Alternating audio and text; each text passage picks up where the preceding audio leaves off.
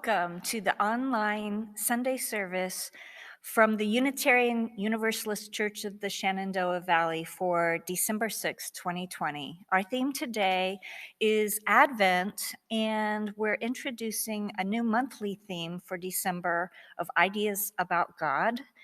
We're also kind of wrapping up last month's theme of gratitude, but I'm going to recommend that we keep that on our plate for these coming weeks as well. Our readings today for opening words, our story for the time for all ages, and closing words are all by the Unitarian Universalist Gwen Matthews. The opening words, "You are the holiday miracle." As December opens up before us, we welcome in the gift of reflection.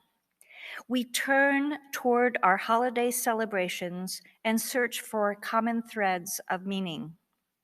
We begin with Yule, the winter solstice, and we are invited to explore duality, cycles and seasons, and to witness the Holly King being overcome by the Oak King. Yule reminds us that we all partake in a miracle of renewal. Hanukkah, the festival of lights, commemorates a time of miracles when the faith of the Jewish people sustained them to reclaim their holy temple and keep the light of the menorah burning bright for 8 days. Christmas, the celebration of Jesus' humble birth in a manger, offers us to revisit the miracle of birth and the desire to find saviors to help heal the scars of humanity. Here in our church, you are just as much a holiday miracle as the turning of the earth, as persistence and dedication to a faith, as the creation of each new life. We see the love you give to others, the space you create to hold one another's joys and sorrows, and the generosity and spirit to which you entrust this community. You are the holiday miracle, and this is a community of miracle makers. Welcome to our service today.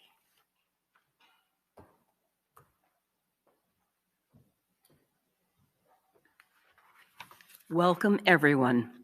On behalf of the entire congregation, I welcome you to the Unitarian Universalist Church of the Shenandoah Valley. I am Sandra Henry Stalker, your worship associate for today's service.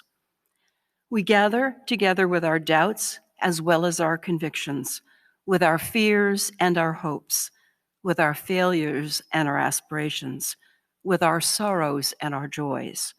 Whether you are joining us today for the first time or you've been a member or friend for many years, we are glad you are here. Whatever faiths you have known, if any, whatever your background, whoever you are, whomever you love, however you arrived here, you are welcome. Now, as Reverend Julie comes forward, let us all say together from our homes the words for lighting our chalice. In the light of the truth and in the warmth of love, we gather to seek, to sustain, to share.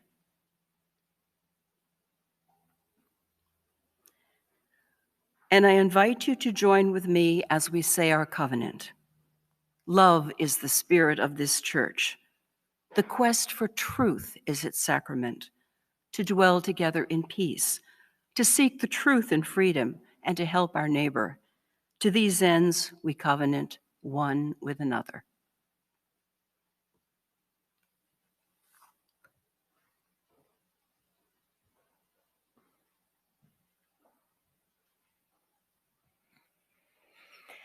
I invite you to join with me now as we pause for some silence, lifting up the many concerns that we're carrying during this troubling time. Concerns related to the pandemic and its threat to our families, our communities, and our nation. All of the different impacts, not just health, but economic security, And of course, at a time when the national election is still not totally resolved. So we're in a very much time of waiting and worrying for many of us. So please join with me as we hold in our hearts all of those who are feeling overwhelmed by the troubles of this time in which we are living.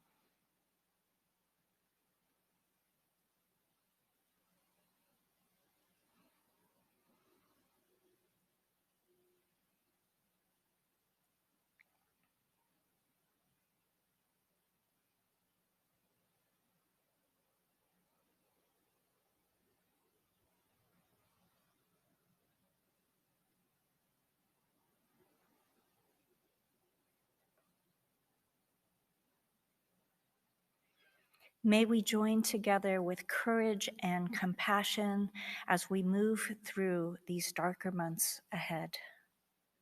Amen and blessed be.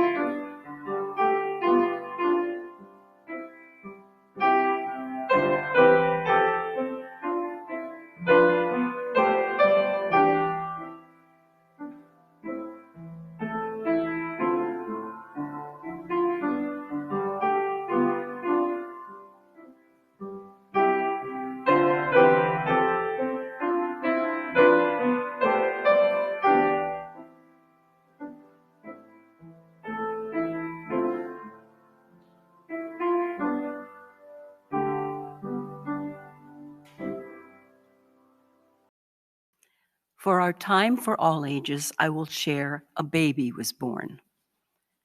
Once upon a time, a baby was born. Even before that baby was born, there were people waiting and wishing and hoping for that baby.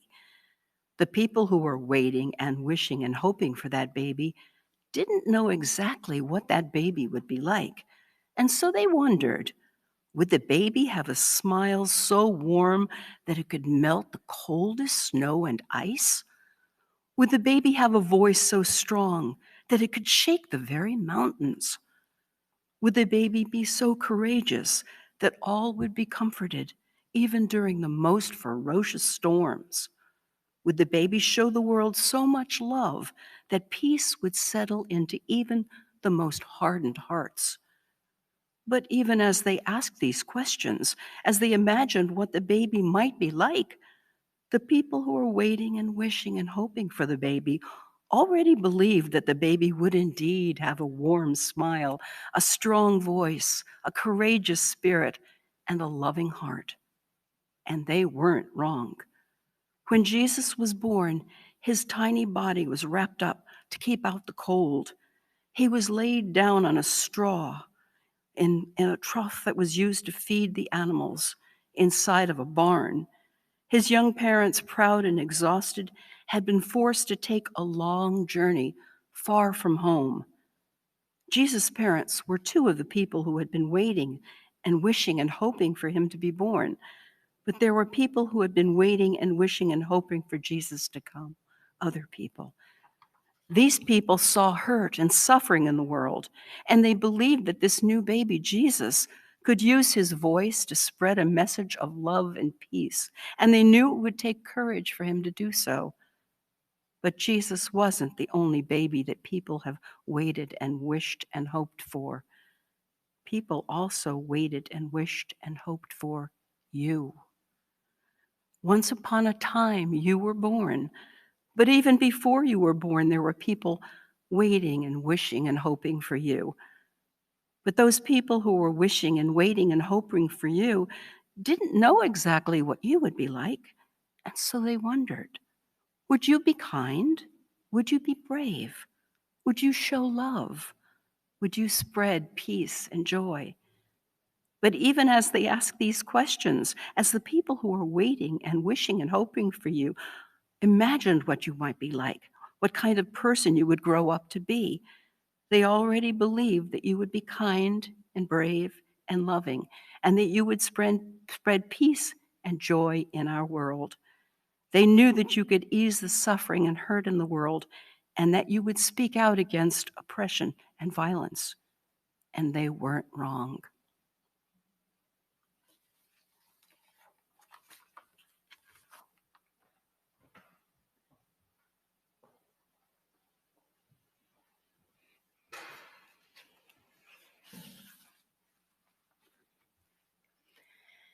Advent is a season of waiting, a season of anticipation and not knowing.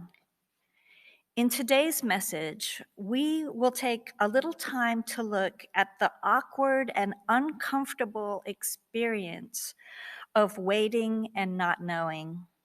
We will also look to some ways of discovering possibilities for hope and resilience despite our uncertainties, especially in light of having to celebrate these winter holidays this month in alternative ways and with heavy hearts that we carry due to the COVID-19 pandemic. Today's message will both introduce a new monthly theme for our worship and covenant groups, which is ideas about God, and it will wrap up last month's theme of gratitude, although we might want to think about keeping that one around for some time to come. There is a companion book of meditative reflections to the classic kitchen table wisdom, and it's called My Grandfather's Blessings by Rachel Naomi Remen. Rachel is well-loved as a storyteller, and she draws from her Jewish heritage. But Rachel has also been a pioneer in the holistic health movement, a physician, and a patient who has lived for over 50 years with Crohn's disease. In a meditative piece called A Place of Refuge, in her book, My Grandfather's Blessing, Rachel writes, "Perhaps the most important thing we bring to one another is the silence in us. Not the sort of silence that is filled with unspoken criticism or hard withdrawal. The sort of silence that is a place of refuge, of rest, of acceptance of someone as they are. We are all hungry for this other silence. It is hard to find. In its presence, we can remember something beyond the moment, a strength on which to build a life. Silence is a place of great power and healing. Silence is God's lap." In the meditative piece from which that comes, Rachel tells a story of a highly skilled AIDS doctor who keeps a photograph of her grandmother in her home and sits before it for a few minutes every day before she goes to work. World AIDS Day is recognized on December 1st of every year, and so part of this message will show some parallels between how we have had to adapt to a world with all the uncertainties and pain of AIDS and cancer, and now a new coronavirus called COVID-19. When this AIDS doctor was a little girl, her small kitten was killed in an accident. It was her first experience of death, and she was devastated. Her parents were not sad, but rather said very matter-of-factly that the kitten was in heaven with God now. So she prayed to God and asked to get her kitten back, but God did not respond as she had hoped. The little girl was very upset, and she went to her Italian-born grandmother. Her grandmother did not say that the kitten was with God in heaven. She just took the little girl in her lap, and she said how she remembered how she felt when her husband, the little girl's grandfather, had died. The little girl in her grandmother's lap began to cry. She buried her face in her grandmother's shoulder, and her grandmother just held her. Eventually, when she started to feel better and her tears were beginning to subside, she looked up and saw that her grandmother had been crying too. Her grandmother did not have the answers she was looking for, but she felt able to go on without that great loneliness of losing her sweet kitten. She told Rachel that even though as a doctor she knew quite a bit about treating the symptoms of AIDS, she always wanted to be a lap for the patients who were going through it so they wouldn't feel as if they were going through it alone.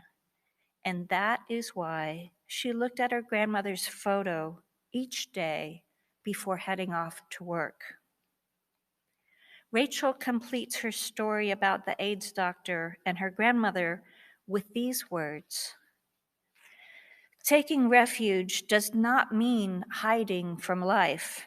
It means finding a place of strength, the capacity to live the life we have been given with greater courage and sometimes even with gratitude.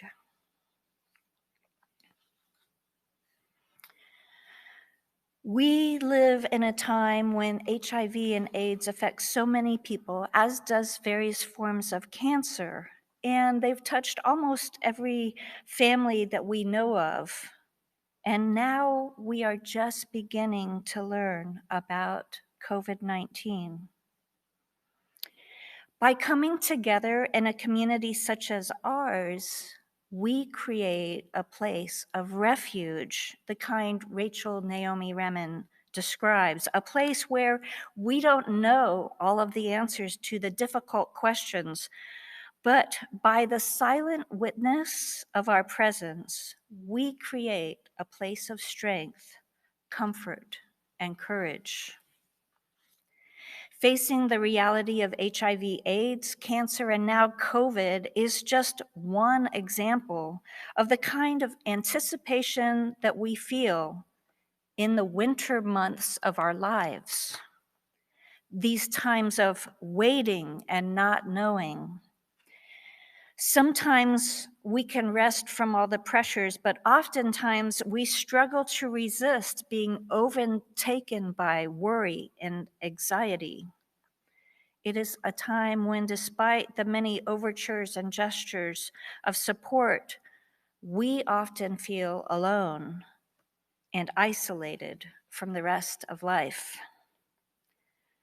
The winter months of our lives are often known in silence and grief, with questions that simply do not have answers.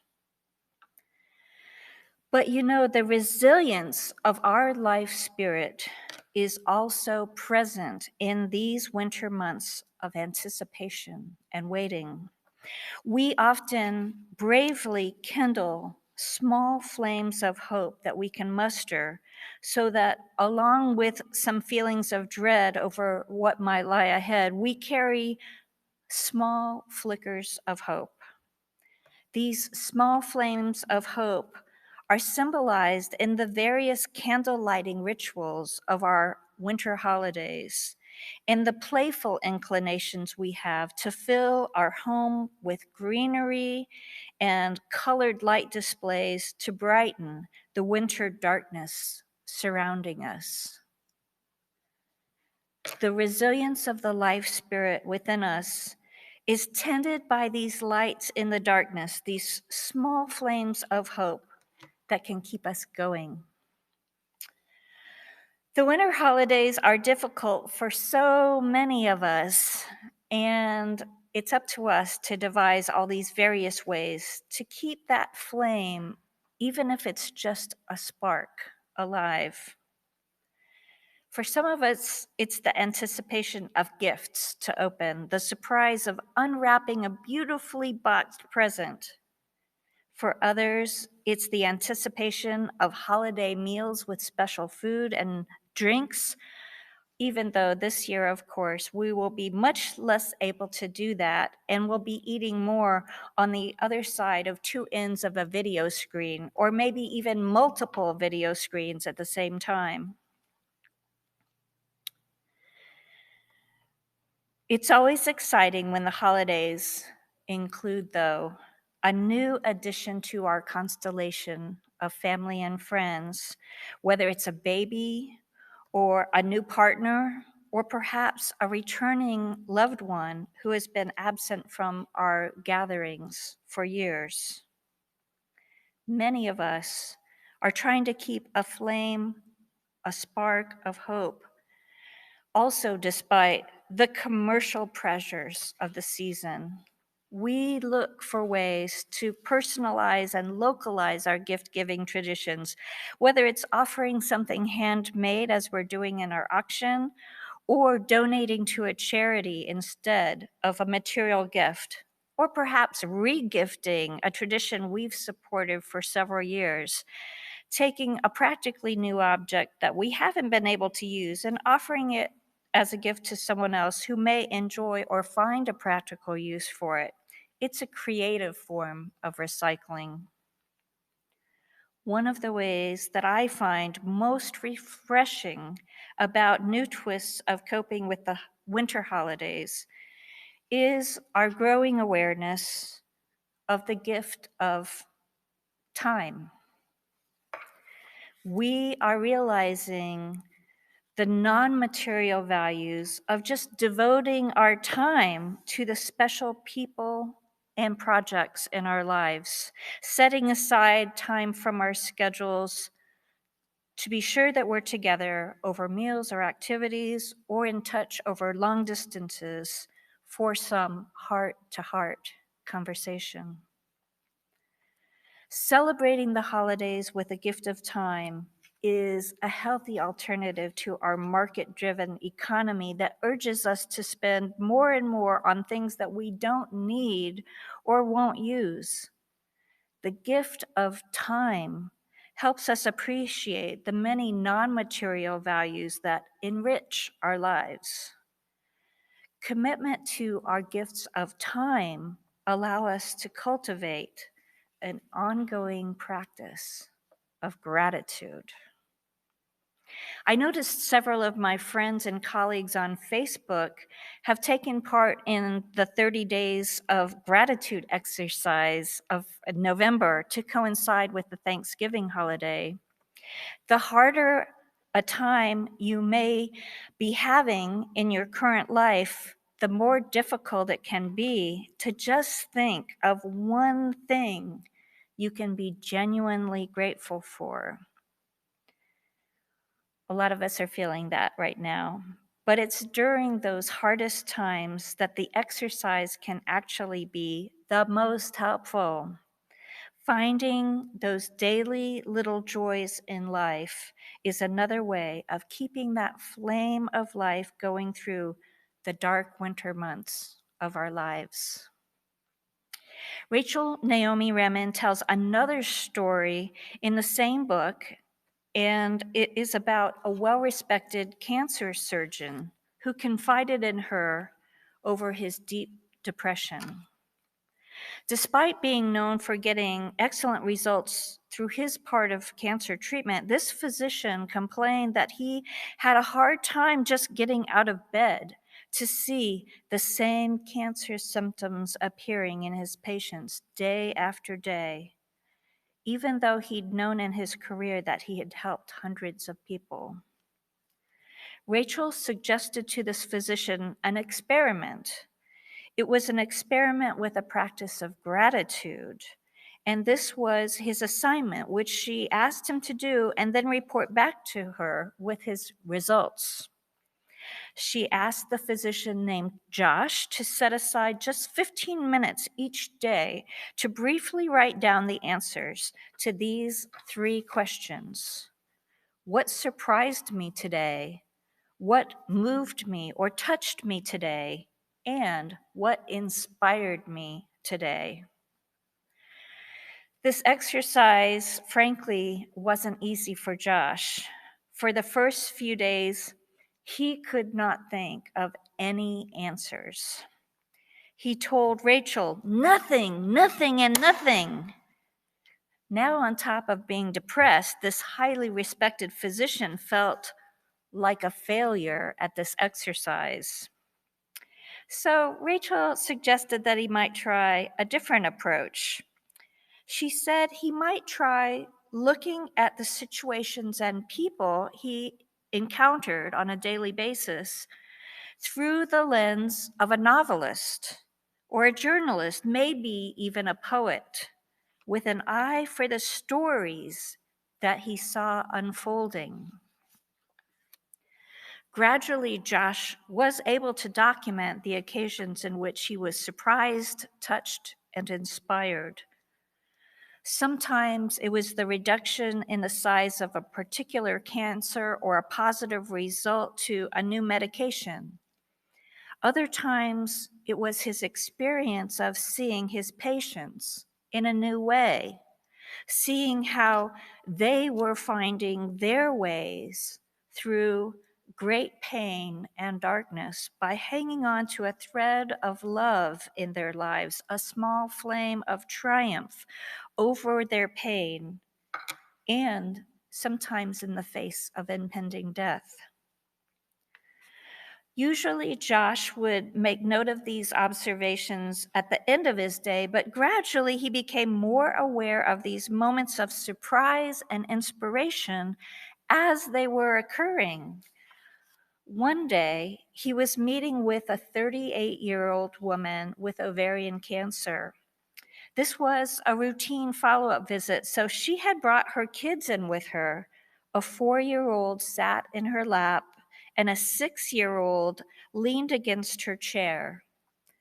Josh was struck by how happy and healthy these girls were, despite the fact that their mother had major abdominal surgery and a regimen of chemotherapy that had weakened her terribly. Josh was moved by the depth of this mother's commitment to her girls, even as she was struggling for her health, and he found himself commenting about this to her right in that moment. He said, I can see what a great mother you are, even after all you've been going through, which shows you have so much strength in you, even while you may be feeling so weak physically. He then said, I bet that strength is there to help heal you from this cancer as well. The woman smiled and said, thank you. That means so much to me. And he realized that in all the months he had been seeing her, this was the first time he had noticed what a beautiful smile she had. The story that Rachel relays in her book is called Finding New Eyes. And that is what can happen when we have a practice of gratitude, a practice of taking time to notice the small surprises that erupt in the busyness and challenges of our days. Moments that carry a hidden power to touch us deeply and to inspire us greatly, and maybe even to help heal us. The anticipation of Advent that we celebrate in the winter months is an invitation to take time in the waiting, to slow down and ask ourselves the questions for which answers may not be immediately known. It is said of winter that while the earth appears to be dying, what is actually happening is that the seeds of new life are being scattered with an amazing abandon, in the words of the Quaker writer Parker Palmer. He who refers to Thomas Merton's phrase, "There is in all visible things a hidden wholeness." I offer this question. Perhaps that hidden wholeness is a presence of God. May we find time this winter season to look for the hidden wholeness in our lives. Time to give to ourselves and others with the knowledge of its preciousness beyond any store-bought gift can give. And may our time of waiting for new life, despite its moments of depression and not knowing, can be an openness to receive unforeseen gifts that await us. Not knowing the answers to life's difficult questions, but listening in a great silence for the music of one pure note sounding, one note of refuge, of strength, of courage and gratitude for life. May it be so.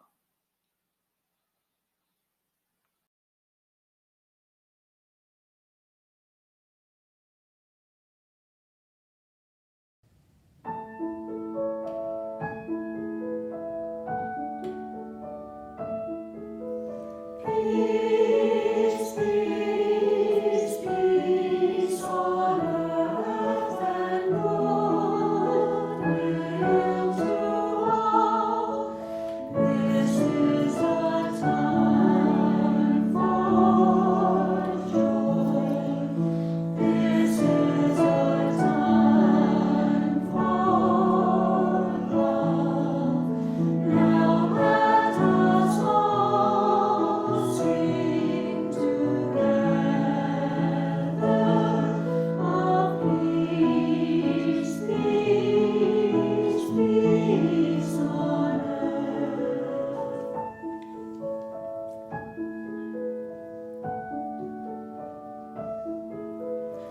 Peace, peace, peace on earth and goodwill to all. This is a time for joy.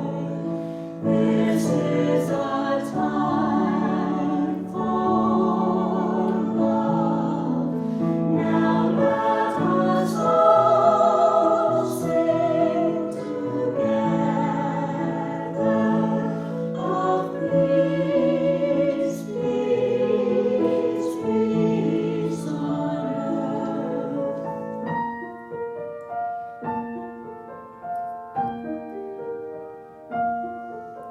Praise, praise, praise on earth and goodwill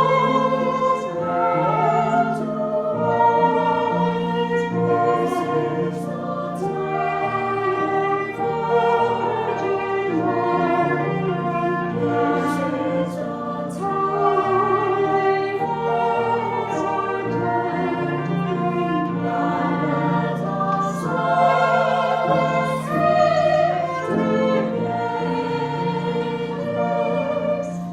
sing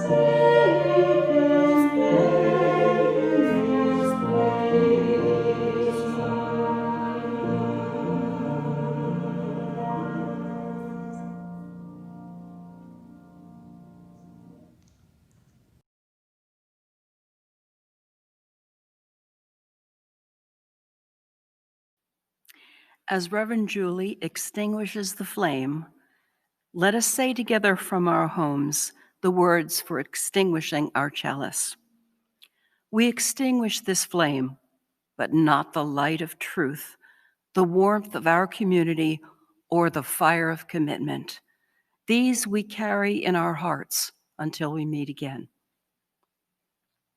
Closing announcement.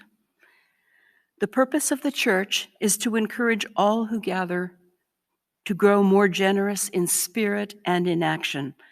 We hope you will consider making an offering after today's service through our webpage, uushenandoah.org, which allows us to exercise that generosity of spirit for this self-supporting church and its many ministries which continue while we are not able to be physically together. We invite you to join our church community at noon at our virtual post-service gathering for joys and concerns, followed by our coffee hour conversation in small breakout groups. The Zoom link can be found in your UUCSV email. Thank you for joining us today. Our closing words, again, are by Gwen Matthews. Feel that each breath, every inhale, exhale, we are living, breathing, connected. We are the whole, complete, beautiful selves that we were born to be. Feel that in your bones, in your muscles, in your heart, and in your blood. This is the extraordinary you, the you who was born for this time, this place, this moment. Feel that? The struggle, the worry, the pain, the loss, the grief, it is still you. You are still complete, whole, beautiful, extraordinary. Feel that. Thanks so much for joining us today. Be sure to take good care of yourselves during these difficult winter months. Stay safe, stay strong, and we will see you next time.